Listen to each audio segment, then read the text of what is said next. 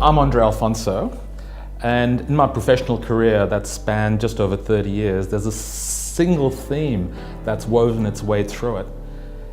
And that's helping and serving leaders to reach out and touch their true potential, to show up as the best version of themselves. And today, I run two companies that focus just on that. The first organization is Ariel in Australia, and we work on just one thing, which is presence. And we teach people how to have more presence. The other organization is in India, and that's Forum. And there I lead a dynamic, really young group of people who are working with leaders and organizations and salespeople, helping them be their best. I'm passionate about two things. The first thing is to stop people faking it. And what I mean by that is getting people to take off the mask that they wear and be their authentic selves. And the second thing is to stop people from rusting. What I mean by that is when we get to the second half of our lives, we tend to go into a decline where people say, let's turn the volume down in how I live my life. And I think it's the opposite. Because when you get to the second part of your life, you have the most experience you've ever had, the most skills you've ever had, and collected the most wisdom you've ever got. Now is the time to turn up the volume, not turn it down. Now, those two things that I'm passionate about are really important to me because it really is the story of my life. When I was 12 years old, my parents immigrated to Australia, and I found myself as the only brown kid in a school. You can imagine how much fun that was. So there was a group of people that decided that they were going to torment me and make my life misery. And now people get bullied every day, I know that. And it's how we react to bullying that was probably the thing that affected me most, because I decided to keep it a secret. I did not tell my parents. My parents had no idea that I was bullied.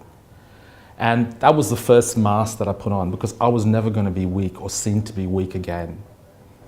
In my 20s and 30s, I moved on to a very, very successful corporate career, and I rose to the dizzy heights of a senior executive position in one of the top Fortune 500 companies. I fell in love with my career because, all of those feelings of worthlessness that I had at school were now covered by this career I had. So I put on a career mask. And in doing that, my marriage became an inconvenient truth. In destroying that marriage of mine was a terrible price to pay. It was unforgivable, I believe, because the impact it had on my 13-year-old stepson and my two daughters, who were 6 and 8 at the time, was just not fair. They say it breaks your heart, and it broke my heart, literally. At 42, I had a major heart attack, which almost took me out. It just meant that I had to reinvent my life. And the thing that attracted me was consulting, because it was another mask to put on. Because when I joined a consulting company, when people pay you for you, it is the most direct way of recognizing self-worth, right? They're paying you for you. And I did really well. I was like a duck to water in that consulting company. I rose to the top, met my soulmate, had a couple of daughters, and life was going really well.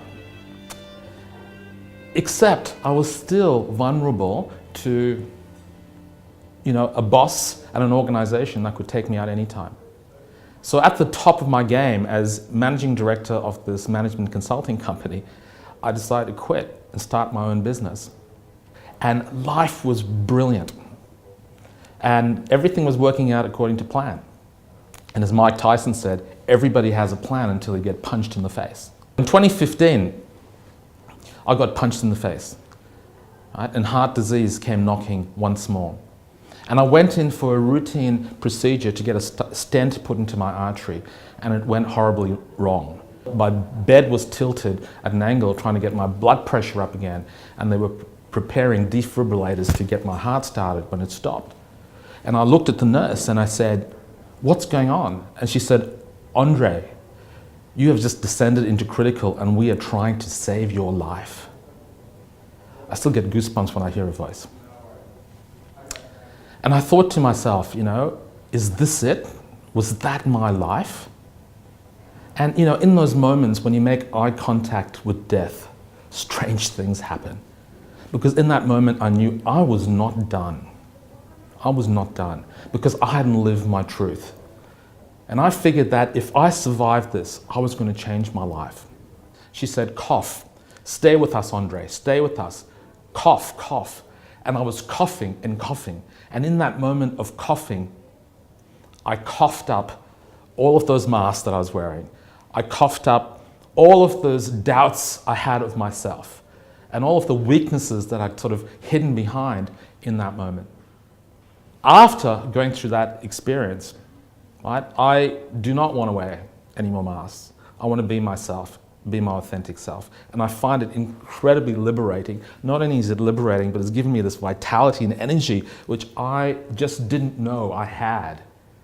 So the second half of my life, which I'm living right now, is going to be one of meaning. I'm going to turn up the volume and try and help people in terms of, you know, making sure that they can be the best version of themselves, either through working with me or through the organizations that I lead.